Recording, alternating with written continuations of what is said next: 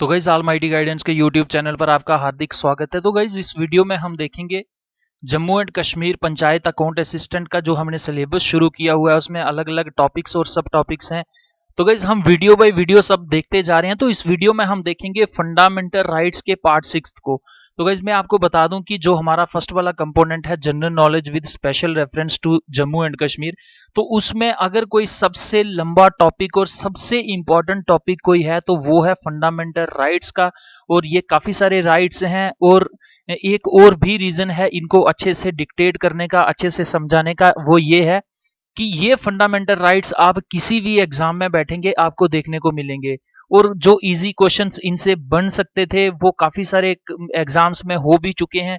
और अब एक ट्रेंड ऐसा देखने को आपको मिल रहा है रिसेंट एग्जाम्स में कि फंडामेंटल राइट्स शायद आज से जो 10-15 साल पहले यूपीएससी में क्वेश्चन जिस प्रकार के पूछे जाते थे आजकल वो फोर्थ क्लास या इस प्रकार की लेवल 4-5 के एग्जाम में देखने को मिल रहे हैं। तो गाइस इस वीडियो में हम देखेंगे आर्टिकल्स 21A एंड 22। लेकिन वीडियो को शुरू करने से पहले देखते हैं कुछ खूबसूरत लाइनें। तो गाइस बहुत खूबसूरत लिखा है, देखिए क्या लिखा है, दौलत तो विरासत में भी मिल सकती है। दौलत तो विरासत में भी मिल सकती है लेकिन पहचान अपने दम पर बनानी पड़ती है। तो गाइस लाइफ में अगर आप कुछ भी करने जा रहे हैं और वो एक बहुत ही अच्छा काम है तो आप ये कह सकते हैं कि वो इस प्रकार की एमिनेंस या इस प्रकार की फेम आपको आपकी फैमिली से नहीं मिल सकती। फैमिली से आप ज़्यादा से ज़्यादा रिसोर्सेज ले सकते हैं, आप कुछ हेल्प आपको चाहिए हो तो वो मिल सकती है, लेकिन अगर आप इस दुनिया पे इस धरती में पहचान बनाना चाहते हैं तो गाइज वो आपको खुद ही बनाना पड़ेगा। वो किसी प्रकार की आपको हेल्प कोई नहीं कर सकता। तो गाइस काफी इंपॉर्टेंट ये लाइनें हैं, लाइफ में सिर्फ सुनना ही जरूरी नहीं है, इनको लाइफ में उतारना भी इंपॉर्टेंट है। तो गाइस हम इस वीडियो में क्या देखेंगे, आर्टिकल 21A को देखेंगे। इससे पिछले वाली वीडियो में हमने देखा था आर्टिकल 21 जिसमें right to life and personal liberty है। तो ओरिजिनल कॉन्स्टिट्यूशन जो था भारत का उसमें ये नहीं था, ये 86th कॉन्स्टिट्यूशनल अमेंडमेंट एक्ट जो हुआ था उससे इस आर्टिकल को इंसर्ट किया गया था। तो इस डिटेल में देखेंगे राइट टू एजुकेशन क्या है। इससे पहले सुप्रीम कोर्ट ने जजमेंट कौन से केस में दी थी, ऐसी जजमेंट जिसमें सुप्रीम कोर्ट ने कहा था कि ये जो एलिमेंट्री एजुकेशन है ये भी एक इंपॉर्टेंट पार्ट है आर्टिकल 21 का, या राइट टू लाइफ का एक एसेंशियल पार्ट है। तो गाइस इसके बाद हम देखेंगे इसके इसी वीडियो में इसके साथ इसके बाद देखेंगे आर्टिकल 22। आर्टिकल 22 क्या कहता है, protection against arrest and detention. कि मानिए आपने कोई क्राइम कर दिया है या अभी नहीं किया है, एक प्रिवेंशन के तौर पर आपको अरेस्ट या डिटेन किया जाता है तो आपके पास किस प्रकार के राइट्स अवेलेबल हैं, किस प्रकार की सुविधाएं जो हैं उनको कोई नहीं छीन सकता आपसे। तो गाइज ये सब डिटेल में हम इस वीडियो में देखेंगे। तो फंडामेंटल राइट्स का ये पार्ट 6 है। अगर आपने पिछले पार्ट्स नहीं देखे हुए हैं तो मैं आपको यही सुजेस्ट करूंगा कि पहले आप उनको देखें फिर यहाँ तक पहुंचे, क्योंकि काफी सारे जो ऐसे कंसेप्ट्स होते हैं, बेसिक कंसेप्ट्स आपको पिछले पार्ट्स में सीखने पड़ेंगे, उसके बाद जाकर आप कॉन्स्टिट्यूशन की जो ओरिजिनल लैंग्वेज है उसको समझने में यहाँ कामयाब होंगे। तो गाइस एक ओवरव्यू दे दूं मैं आपको यहाँ पर। तो हमारे पास ये छोटे से कंपोनेंट्स हैं, तो इसमें ये जो फर्स्ट वाला हमारा कंपोनेंट है क्या है, general knowledge with special reference to J and K, तो जिसकी वेटेज जो है 30 मार्क्स की है। इसी में अलग अलग टॉपिक्स हैं हमारे पास, जैसे हमारे पास देखिए पॉपुलर नेम्स का हो गया, इसके ऊपर मैं वीडियोस जो है 2-3 बना चुका हूं, काफी सारे लोग जो हैं देख चुके हैं। कॉन्स्टिट्यूशन ऑफ इंडिया, इसमें आपका फॉर्मेशन जो है इसके ऊपर कंप्लीट वीडियो बनी हुई है। फंडामेंटल राइट्स जो है हमारे हैं इस अभी चल रहे हैं। उसके बाद इंपॉर्टेंट टूरिस्ट डेस्टिनेशंस का ये जो पार्ट है गाइस, इसको भी काफी सारे लोग देख बैठे हैं, ये भी मैं वीडियो बना चुका हूँ। सेंट्रली स्पॉन्सर्ड स्कीम्स के ऊपर भी आपको 1-2 स्कीम्स पर वीडियो मिलेंगे। सस्टेनेबल डेवलपमेंट गोल्स काफी अच्छे से कवर किए हुए हैं। तो गाइस जो भी अभी टॉपिक्स रहते हैं तो भी मैं उनको भी कोशिश करूंगा कि जल्दी से कंप्लीट करूं। लेकिन इस वीडियो में हम जो देखेंगे ये फंडामेंटल राइट्स के आर्टिकल 21A और 21(2) को देखेंगे, सॉरी 22 को देखेंगे। तो गाइस एक छोटा सा ओवरव्यू आपके पास यहाँ पर और है कि टोटल हमारे पास फंडामेंटल राइट्स जो हैं ये आपको 7 देखने को मिलेंगे। तो देखिए यहाँ पर 7 मिलेंगे, लेकिन ये जो सिक्स्थ वाला था राइट टू प्रॉपर्टी आर्टिकल 31 जो है, इसको एलिमिनेट कर दिया जाता है, इसको डिलीट कर दिया जाता है from the list of fundamental rights by the 44th constitutional amendment act जो 1978 में हुआ था। तो गाइस इसको फंडामेंटल राइट्स से निकालकर अब इसको लीगल राइट बना दिया गया है आर्टिकल 300A, जो part 12th of the constitution of India में है। यानी एक सब्जेक्ट, एक आर्टिकल जो है वो आपका यहाँ पार्ट 3rd से उठा के उसको पार्ट 12th में डाला गया by the constitutional amendment act of 44th which has taken place in the year 1978। तो गाइज अभी टोटल हमारे पास जो फंडामेंटल राइट्स हैं वो आपको 6 फंडामेंटल राइट्स मिलेंगे टोटल, जो आज की डेट में नंबर में है। तो गाइज शुरू करते हैं आज का डिस्कशन हम। तो देखिए सबसे पहले मैं आपको बता दूं कि जो हमारा right to equality and right to equality वाला जो हमारा फंडामेंटल राइट था जो 14 से 18 था, उसे हम जो है वो कवर कर बैठे हैं। Equality before law and equal protection of law, sorry ये उसका नाम था। तो सेकंड वाला है राइट टू फ्रीडम। तो इसमें अलग अलग आर्टिकल्स हैं, 19 है, 20 है, 21 है, 21A है, 22 है। तो इससे पिछले जो हैं वो हम पिछली वीडियो में कवर कर चुके हैं। इस वीडियो में हम देखेंगे आर्टिकल 21A, जिसका क्या टाइटल है, राइट टू एजुकेशन। तो गाइस क्या लिखता है article 21A, declares that the state shall provide, देखिए यहां पर है state shall provide free and compulsory education to all the children of age of 6 to 14। तो गाइस देखिए यहां पर काफी इंपॉर्टेंट ये लाइनें हैं, मैंने आगे ही ये बोल्ड किए हुए हैं, फिर अंडरलाइन कर रहा हूं। Age of 6 to 14 years in such a manner as the state may determine, कि हर एक स्टेट के लिए ये कॉन्स्टिट्यूशन ऑफ इंडिया या ये अमेंडमेंट एक्ट ये डिक्लेयर करता है कि हर एक स्टेट जो है या जो भारत सरकार है, स्टेट यहाँ पर आप अलग अलग राज्य को भी कह सकते हैं, या आप आर्टिकल 22 के अंडर जो स्टेट आती है उसे भी कंसीडर कर सकते हैं। तो ये कहती है कि हर एक जो स्टेट है या जो भारत स्टेट है आर्टिकल 22 के अंडर, ये फ्री और कंपलसरी एजुकेशन प्रोवाइड करेगी हर एक उस बच्चे को जिसकी एज जो है 6 से 14 ईयर के बीच में है। तो गाइस यहां पर मैं आपको बता दूं कि ये फंडामेंटल राइट है, यानी इस प्रकार की अगर वायलेशन होती है, आपको एजुकेशन नहीं मिल रही है या स्टेट फेल हो रही है, तो आप हाई कोर्ट के पास 226 के तहत या सुप्रीम कोर्ट 32 में जा सकते हैं, या आपके बिहाफ पे कोई और फाइल जो है वो कर सकता है। तो गाइस इस प्रकार से ये जो है ये फंडामेंटल राइट मिलता है हमें 86th कॉन्स्टिट्यूशनल अमेंडमेंट से जो 2002 में हुआ। Thus this provision makes only elementary education। तो गाइस ये जो एक्ट है ये सिर्फ इसमें एलिमेंट्री एजुकेशन होती है, और एलिमेंट्री एजुकेशन को ही ये फंडामेंटल राइट बनाता है, ना कि हायर और प्रोफेशनल एजुकेशन को। तो गाइस काफी इंपॉर्टेंट ये लाइनें हैं, ये भी आपको ध्यान में रखना है। This provision was added by 86th Constitutional Amendment Act of the year 2002। तो गाइस अगर यहाँ से कोई सबसे इंपॉर्टेंट क्वेश्चन पूछा जाता है तो वो यही होगा कि ये जो राइट टू एजुकेशन है आर्टिकल 21A, ये कौन से कॉन्स्टिट्यूशनल अमेंडमेंट एक्ट से इंसर्ट किया गया, तो ये आपके पास आंसर आ जाएगा 86th वाला। Even before this amendment, the Constitution contained a provision for free and compulsory education for children under article 45 in part 4th। तो गाइज यहाँ पर आपको पार्ट 4th पता होना चाहिए, ये इसमें पार्ट 4th में आते हैं directive principles of state policy. तो गाइज जो डीपीएसपी था हमारा आर्टिकल 45th, उसमें भी इस प्रकार का प्रोविजन था, क्योंकि स्टेट के पास रिसोर्सेज इतने नहीं हैं, और ये जो डायरेक्टिव प्रिंसिपल्स होते हैं ये दे आर नॉट एनफोर्सिबल। तो यही कारण था कि इसको वहां से उठा के जो है मैंडेटरी कंपलसरी करने के लिए जो है इसे पार्लियामेंट ऑफ इंडिया वहां से उठा के इसको फंडामेंटल राइट्स में आर्टिकल 21A बना के जो है इंक्लूड करती है। लेकिन अब ये पहले किसमें था, आर्टिकल 45 के तहत था, डायरेक्टिव प्रिंसिपल्स के अंडर था, तो ये एनफोर्सिएबल नहीं था। लेकिन अब ये उठाकर फंडामेंटल राइट्स में आ गया है। Now there is scope for judicial intervention in this regard. तो अब क्या स्कोप है कि अगर इसकी वायलेशन किसी भी प्रकार की होती है तो जुडिशरी को अप्रोच करके जुडिशियल इंटरवेंशन यहां पर हो सकती है।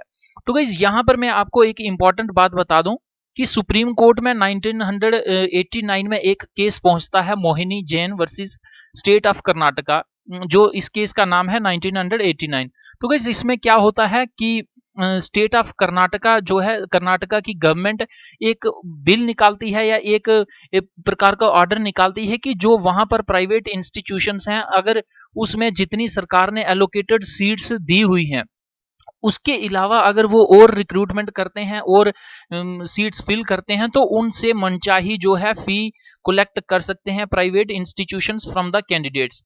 तो गाइस यही कारण होता है कि मोहिनी जैन जो है ये सुप्रीम कोर्ट में पहुंचती हैं और सुप्रीम कोर्ट इस जजमेंट में ये कहता है कि मनचाही फी को जो है वो कलेक्ट नहीं कर सकते, किसी भी प्रकार की चार्ज नहीं कर सकते प्राइवेट इंस्टीट्यूशंस, क्योंकि पर्टिकुलरली ये तब बात की जा रही थी मेडिकल एजुकेशन की, लेकिन बाद में सुप्रीम कोर्ट ने तब भी 1992 में कहा कि इस प्रकार से नहीं कर सकते, लेकिन 93 में फिर जाके उसने सुप्रीम कोर्ट ने अमेंडमेंट किया और उसने बोला कि जो हायर या प्रोफेशनल वोकेशनल एजुकेशन है उसमें आप फी मनचाही कलेक्ट कर सकते हो, लेकिन जो बेसिक और एलिमेंट्री एजुकेशन है from the age group 6 to 14 years आप इसको जो है मनचाही फी कलेक्ट नहीं कर सकते। तो गाइज ये आपको इंपॉर्टेंट एक केस याद रखना है, ये है Mohini Jain versus state of Karnataka 1989। इसी केस में सुप्रीम कोर्ट ने कहा था कि ये जो राइट टू एजुकेशन है या राइट टू एलिमेंट्री एजुकेशन है ये एक इंपॉर्टेंट पार्ट है हमारी लाइफ का, यानी इंपॉर्टेंट पार्ट है आर्टिकल 21 का। तो गाइस काफी इंपॉर्टेंट है ये, देखते हैं नेक्स्ट क्या कहता है ये। This amendment changed the subject matter of article 45 in directive principles. तो गाइस डायरेक्टिव प्रिंसिपल में जो 45 में एक एज ग्रुप था 6 से 14 तक का, वहां पर एज अब क्या कर दी गई है अप टू 6 ईयर्स, और जो 6 से लेके 14 का जो सब्जेक्ट मैटर था उसको उठाकर ये 86 कॉन्स्टिट्यूशनल अमेंडमेंट एक्ट जो है ये आर्टिकल 21 ए में लेके आ जाता है। तो अब क्या कहता है, अब आपको 45 जो आर्टिकल है डायरेक्टिव प्रिंसिपल्स में उसमें देखने को क्या मिलेगा, it now reads the state shall endeavour, endeavour होता है मेहनत करेगी, टू मेक एफर्ट्स स्टेट अब कोशिश करेगी, to provide early childhood care and education for our children until they complete the age of 6 years। तो गाइस यहाँ पर आपको एजेस के बारे में डेफिनेटली याद रखना है। तो अब जो डायरेक्टिव प्रिंसिपल आर्टिकल 45 में है इसमें भी अमेंडमेंट की गई, आर्टिकल 45 का सब्जेक्ट मैटर चेंज किया गया, तो इसमें एज जो 6 से 14 तक की थी वो उठा के आर्टिकल 21 ए में आ गई और इसमें एज नई सिरे से रखी गई, ये है अप टू 6 ईयर्स तक। It also added a new fundamental duty under article 51A। तो गाइस इसमें मैं आपको बता दूं कि लगभग काफी सारे चेंजेस जो हैं किए गए, लेकिन पर्टिकुलरली एलिमेंट्री एजुकेशन की अगर बात करें तो 21A आर्टिकल इसमें इंसर्ट किया गया, जिसमें यह बात कही गई कि 6 से लेकर 14 साल तक के बच्चों को फ्री और कंपलसरी एलिमेंट्री एजुकेशन मिलेगी। 45 में जो एज का था लिमिट उसे अप टू 6 ईयर्स का करा गया, और जो हमारे पास पार्ट 4A है जिसमें हम क्या देखते हैं, फंडामेंटल ड्यूटीज देखते हैं, इसमें ऑलरेडी 10 फंडामेंटल ड्यूटीज थी लेकिन 11वीं भी ऐड की गई। ये कब की गई, ये 2002 में की गई by the 86th constitutional amendment act. तो गाइस क्या थी वो फंडामेंटल ड्यूटी, कहती है it shall be the duty of every citizen of India to provide opportunities for education to his child और ward between the age of 6 and 14 years की एक प्रकार की ये फंडामेंटल ड्यूटी बनती है हर एक पेरेंट्स के लिए, या उसका जो भी गार्डियन है, जो भी फादर्स हैं उसके, या जो भी केयर टेकर है, कि वो अपने बच्चे को, ऐसे बच्चे को जिसकी एज 6 से 14 तक है, उसको ये बेसिक और एलिमेंट्री एजुकेशन प्रोवाइड कराए। तो गाइस काफी इंपॉर्टेंट है ये। तो इसी को और सख्ती से निपटने के लिए, सख्ती के साथ लागू करने के लिए भारत सरकार या पार्लियामेंट ऑफ इंडिया क्या करती है, 2009 में एक एक्ट लेके आती है जिस एक्ट का नाम होता है RTE। In pursuance of article 21A the parliament enacted the right of children to free and compulsory education. तो गाइस काफी इंपॉर्टेंट ये एक्ट है, right of children to free and compulsory education 2009। This act seeks to provide that every child has a right to be provided full time elementary education। तो guys यहाँ पर देखिए एक प्रकार का फंडामेंटल राइट मिल रहा है कि हर एक बच्चे के पास ये राइट है कि वो फुल टाइम एलिमेंट्री एजुकेशन ले सके। Of satisfactory and equitable quality in a formal school which satisfies certain essential norms and standards. कि ऐसा नहीं है कि सरकार अगर कोई बच्चा एजुकेशन अफोर्ड नहीं कर पा रहा तो उसे एक घटिया से स्कूल में भेज देगी, नहीं। सरकार की ये ड्यूटी है, स्टेट की ये रिस्पॉन्सिबिलिटी है कि उसे एक ऐसी एजुकेशन प्रोवाइड की जाए जो सेटिस्फैक्टरी होनी चाहिए, इक्विटेबल, उसमें क्वालिटी अच्छी होनी चाहिए, और वो कुछ असेंशियल नॉर्म्स और स्टैंडर्ड्स को सेटिस्फाई करने वाले स्कूल ही होने चाहिए जिसमें इस प्रकार के बच्चे को जो है सरकार भेजेगी। तो गाइस काफी इंपॉर्टेंट ये पैराग्राफ है आपके पास। तो इस एक्ट का नाम आपको पता होना चाहिए, यहाँ पर simply right to education act नहीं है, ये इस एक्ट के टाइटल का नाम है राइट टू एजुकेशन। जो फंडामेंटल राइट है 21 इसका नाम है राइट टू एजुकेशन, लेकिन जो एक्ट आता है 2009 में इसका नाम क्या होता है, right of children to free and compulsory education act 2009। तो गाइस काफी इंपॉर्टेंट है, यहां से डायरेक्ट क्वेश्चन भी आपको देखने को मिल सकता है। तो गाइस देखते हैं नेक्स्ट इंपॉर्टेंट हम। तो गाइस इसके बाद हम देखेंगे आर्टिकल 22। तो आर्टिकल 21A आई होप कि आपको बहुत अच्छे से समझ आ गया होगा। अगर अकाउंट असिस्टेंट या इसके लेवल के कोई एग्जाम होगा, मैं कहूंगा कि अगर केएएस या यूपीएससी में भी आपको काफी सारे जो कंसेप्ट्स हैं ये आपको हेल्प करेंगे वहां पर भी एमसीक्यू को सॉल्व करने के लिए, अगर आप किसी बड़े एग्जाम की भी तैयारी कर रहे हैं। तो गाइस इसमें हम देखेंगे, फिर से मैं आपको बता दूं कि ये हम सेकंड वाला जो है फंडामेंटल राइट देख रहे हैं, तो इसमें हमारे पास आ जाएगा, ये लास्ट है इस right to freedom article, right to freedom जो हमारे पास फंडामेंटल राइट है इसका लास्ट आर्टिकल है आर्टिकल 22। तो ये क्या कहता है, protection against arrest and detention, कि अगर किसी को अरेस्ट किया जाता है या उसे डिटेन किया जाता है तो कस्टडी में भी उसके पास किस प्रकार के राइट्स अवेलेबल हैं, ये उनकी बात कर रहा है। तो गाइस काफी इंपॉर्टेंट है ये। क्या कहता है, article 22 grants protection to persons who are arrested और डिटेन्ड। तो यहां पर आर्टिकल 22 उन लोगों को प्रोटेक्शन प्रोवाइड करता है जो लोग या तो अरेस्ट हुए हुए हैं या फिर उनको डिटेन किया गया है। मैं दोनों का अर्थ आपको बताऊंगा कि क्या अरेस्ट होता है, क्या डिटेन होता है। Detention is of two types, namely punitive and preventive. तो गाइस यहां पर अगर किसी को भी पुलिस या कोई सिक्योरिटी एजेंसीज पकड़ के ले जाती हैं तो उसके पीछे दो कारण होते हैं। दो कारण, एक कारण तो ये हो गया कि या तो उसने कोई क्राइम किया हुआ है और कोर्ट ने उसे डिक्लेयर कर दिया है कि ये क्रिमिनल है, तो वो उसका एक्शन जो है वो पुनिटिव डिटेंशन में आ जाएगा, यानी उसने क्राइम किया है इसी कारण उसको पकड़ के ले गए हैं पुलिस वाले। या तो ये हो सकता है, या ये हो सकता है कि ऐसा सिक्योरिटी एजेंसीज को या इंटेलिजेंसी एजेंसीज को ऐसा लगता है कि इस इंसान के कारण जो है वो किसी भी प्रकार का फ्यूचर में वायलेंस हो सकता है। एक शक के आधार पर, सस्पिशन के आधार पर जब उसे उठा लिया जाता है तो उसे क्या कहा जाता है, प्रिवेंटिव डिटेंशन। तो गाइस यहां पर अगर कोई किसी ने क्राइम किया है, क्रिमिनल है, तो भी उसे क्या प्रोटेक्शन मिलेगी, या किसी को प्रिवेंटिव डिटेंशन में रखा जाता है तो किस प्रकार की राइट्स जो है, किस प्रकार की प्रोटेक्शन अभी भी उसको अवेलेबल होगी, ये हम देखेंगे इस आर्टिकल में। तो क्या कहता है, punitive detention is to punish a person for an offence committed by him after trial and conviction in a court. की पुनिटिव डिटेंशन का क्या मतलब होता है कि ये एक प्रकार की उस आदमी को पुनिशमेंट मिलती है जिस आदमी ने एक ऑफेंस किया है, और वो ऑफेंस जो है वो ट्रायल, उसके ऊपर ट्रायल किया जाता है कोर्ट में, और कोर्ट उसे कन्विक्ट कर देता है, यानी कोर्ट उसे ये करार दे देता है, ये ठप्पा लगा देता है एक प्रकार का कि ये रियलिटी में हमारे पास काफी सारे ऐसे एविडेंसेस हैं कि इस आदमी ने ये क्राइम किया है, और जिसको कोर्ट डिक्लेयर कर दे गाइज उसके ऊपर जो एक्शन होता है उसे अगर पुलिस वाले पकड़ के ले जाते हैं तो ये पुनिटिव डिटेंशन होगा। लेकिन अदरवाइज आपको यहां पे मैं प्रिवेंटिव डिटेंशन की अगर बात करें हम, वो क्या है। On the other hand preventive detention means detention of a person without trial and conviction by a court, कि ऐसे आदमी को पकड़ के ले जाना जिसको अभी कोर्ट में ट्रायल नहीं किया गया है, कोर्ट में भी ट्राई नहीं किया गया है, और ना ही वो कन्विक्टेड है।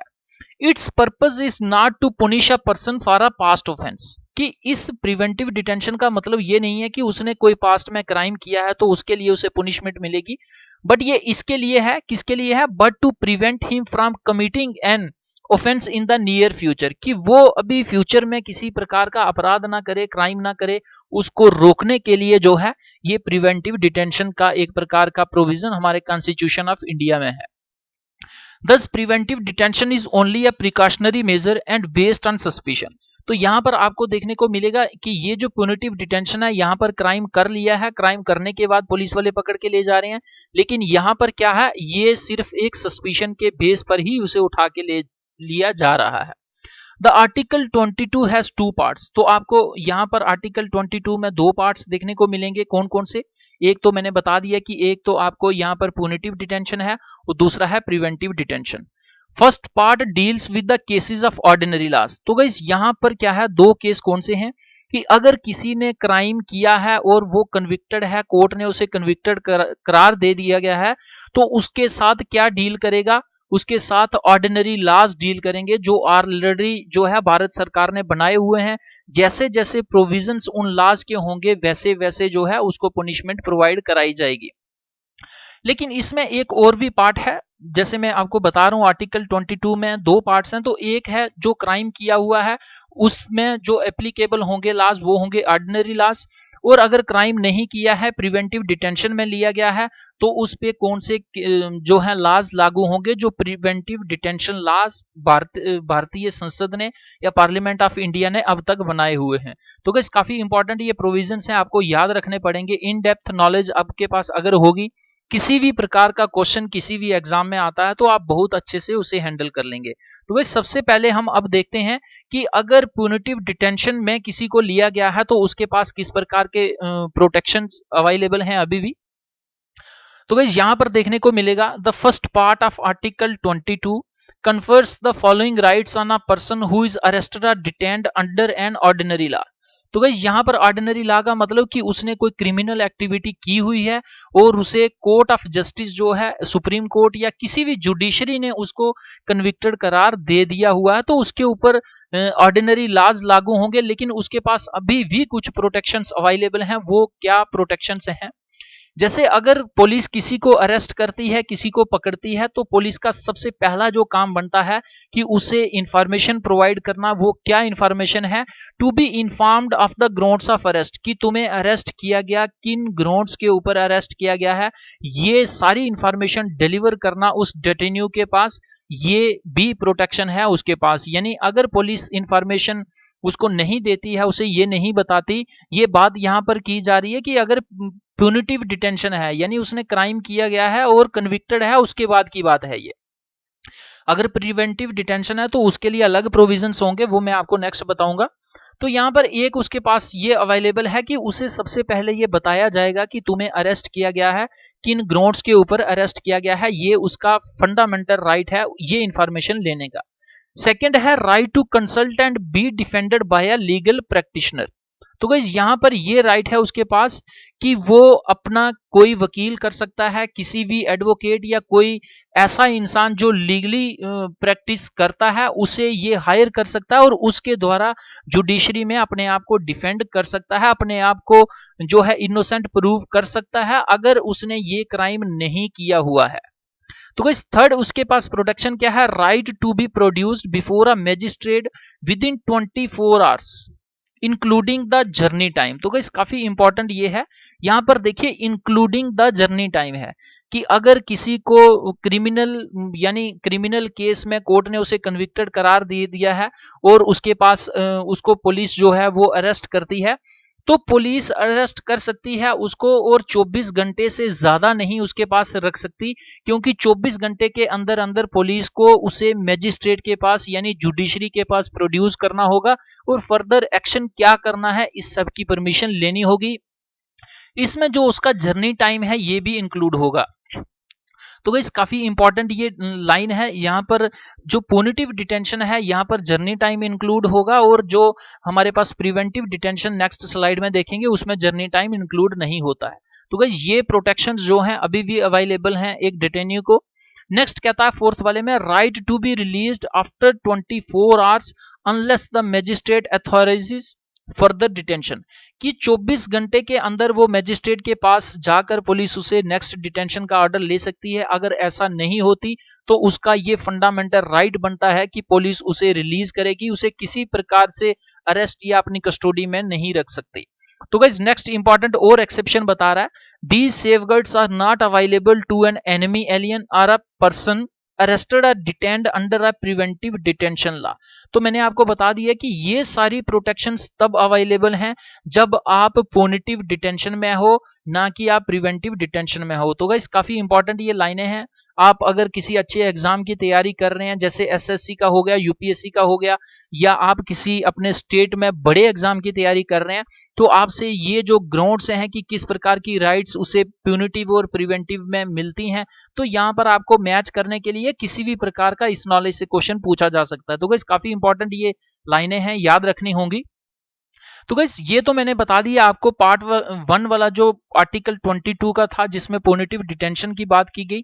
लेकिन अगर प्रिवेंटिव डिटेंशन में कोई आदमी है तो उसे किस प्रकार की प्रोटेक्शंस अवेलेबल हैं, वो हम इस वीडियो में इस स्लाइड में देखेंगे। कहता है the second part of the article 22 grants protection to persons who are arrested और detained under a preventive detention law, कि एक ऐसा व्यक्ति जिसको अरेस्ट किया गया है या डिटेन किया गया है प्रिवेंटिव डिटेंशन लॉ के तहत, उसके पास किस प्रकार की जो प्रोटेक्शंस होंगी ये देखेंगे हम।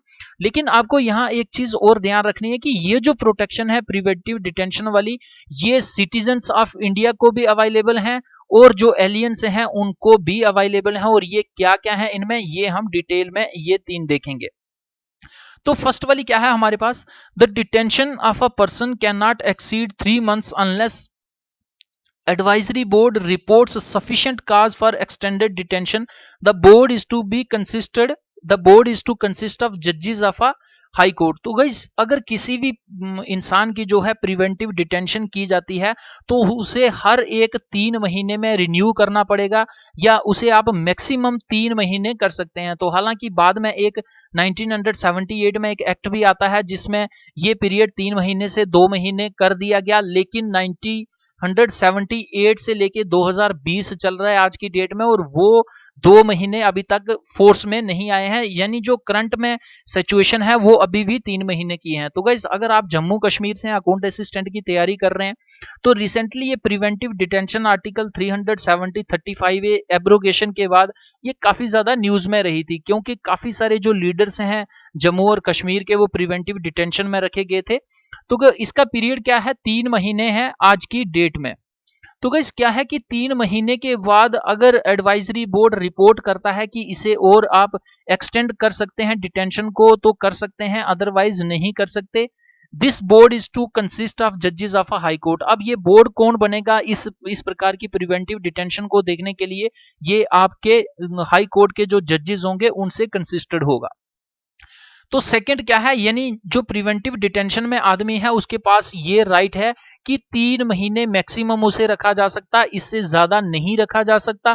इससे ज्यादा तभी रखा जाएगा जब एडवाइजरी बोर्ड एक प्रकार की रिपोर्ट देगी और ये सफिशिएंट कारण बताएगा कि अभी भी इस इंसान से खतरा है, ये किसी प्रकार का फ्यूचर में डिस्ट्रक्शन कर सकता है, आप इसकी प्रिवेंटिव डिटेंशन को एक्सटेंड करिए।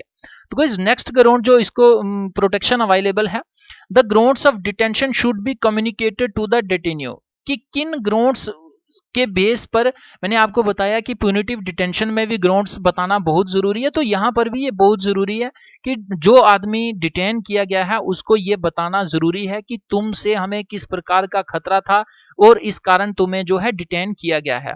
However, the facts considered to be against the public interest need not to be disclosed. तो गाइज लेकिन अगर कोई ज्यादा सेंसिटिव इंफॉर्मेशन है, ज्यादा सेंसिटिव फैक्ट्स हैं जिससे भारत देश की रक्षा को, सुरक्षा को, नागरिकों की रक्षा को अगर कोई खतरा होता है तो इस प्रकार की इंफॉर्मेशन उसे बताने से अवॉइड भी किया जा सकता है। काफी इंपॉर्टेंट ये प्रोविजन है प्रिवेंटिव डिटेंशन के तहत। नेक्स्ट कह रहा the detenu should be afforded an opportunity to make representation against the detention order.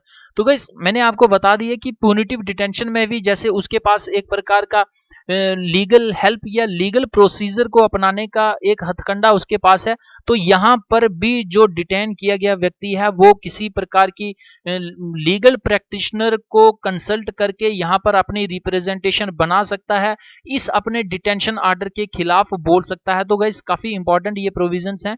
तो मैं आपको इन शॉर्ट यहाँ पर बता दूं कि हमने आज क्या क्या पढ़ा। तो गाइस फंडामेंटल राइट्स से शुरू करते हैं। हमने सबसे पहले देखे कि ये जो फंडामेंटल राइट्स होते हैं ये किस प्रकार के हैं।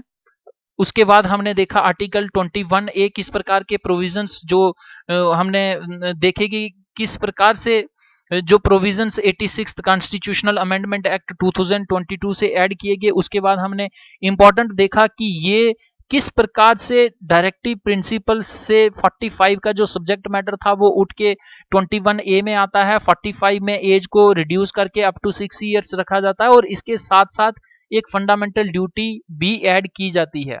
तो गाइस इसके बाद नेक्स्ट हमने डिटेल में देखा कि किस प्रकार के protection against arrest and detention article 22 के प्रोविजंस हैं। इसमें हमने देखा कि उसके पास दो सब्जेक्ट मैटर्स हैं। अगर प्यूनिटिव डिटेंशन होती है तो उसके पास आपको ये लगभग जो हैं ये सारे जो हमने अभी डिटेल में देखे तो ये उसको अवेलेबल हैं। अगर उसके पास प्रिवेंटिव डिटेंशन होती है किसी पर्सन की तो उसके पास हमने देखा कि ये जो प्रोटेक्शंस हैं ये अवेलेबल होंगी। तो गाइज आई होप कि आपको ये वीडियो बहुत अच्छे से समझ आई होगी। अगर आपको ये वीडियो अच्छे से समझ आती है तो गाइज आप लाइक करना ना भूलें, आप लाइक करें, वीडियो को ज़्यादा से ज़्यादा शेयर करें। अभी भी अगर किसी प्रकार की कंफ्यूजन है आपके मन में या कोई सजेशन देना चाहते हैं या कोई और आपका कोई मसला है एजुकेशन के रिलेटेड तो गाइज आप कमेंट कर सकते हैं। आप almightyguidance@gmail.com आप इस पर मेल कर सकते हैं या आप इस व्हाट्सएप नंबर का भी हेल्प ले सकते हैं 9419166315। आपको एग्जाम से रिलेटेड कोई भी इंफॉर्मेशन यहाँ पर आपको सटीक इंफॉर्मेशन जो है वो मिल सकती है।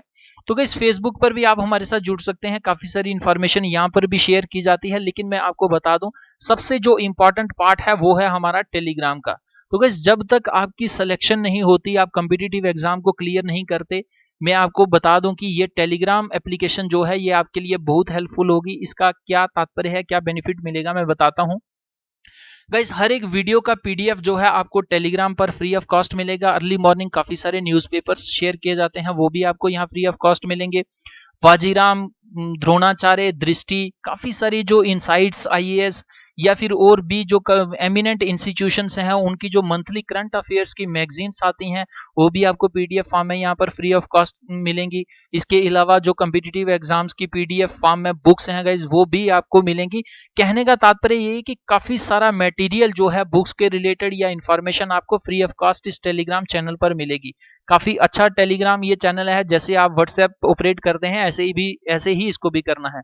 तो गाइस अगर ये वीडियो आपको अच्छी लगती है तो आप जरूर इसे लाइक करके कमेंट करें, एक अच्छा सा एनकरेजिंग कमेंट दें। और आपको क्या करना है कि अगर आप चाहते हैं कि आप लगातार इसी प्रकार की क्वालिटेटिव नॉलेज की वीडियोस देख के अपनी तैयारी को बूस्ट करें, कॉन्फिडेंस के साथ एग्जाम में बैठ के अच्छे रैंक के साथ एग्जाम को क्लियर करें, तो आपको क्या करना है कि जो दूर दराज के बच्चे हैं, गरीब बच्चे हैं, जो ऑफलाइन कोचिंग या ऑनलाइन पेड कोर्सेज को अफोर्ड नहीं कर पाते, उनके पास मेरे YouTube चैनल की या और भी जो इस प्रकार की फ्री में कोचिंग्स आपको प्रोवाइड कर रहे हैं उनके वीडियोस को, पीडीएफ्स को ज़्यादा से ज़्यादा शेयर करें, इन तक पहुंचाएं। ईश्वर आपकी मदद करेगा। और खुद आपको क्या करना है, ऑलमाइटी गाइडेंस को सब्सक्राइब करने के बाद रिंग बेल आइकन पर जो है ऑल पर क्लिक करना है, ताकि जो भी नई वीडियो या इंफॉर्मेशन होगी वो तुरंत एक मैसेज या अलर्ट के रूप में आपके मोबाइल फोन या लैपटॉप पर आ जाएगी। तो गाइस वीडियो को देखने के लिए धन्यवाद। जय हिंद, जय भारत।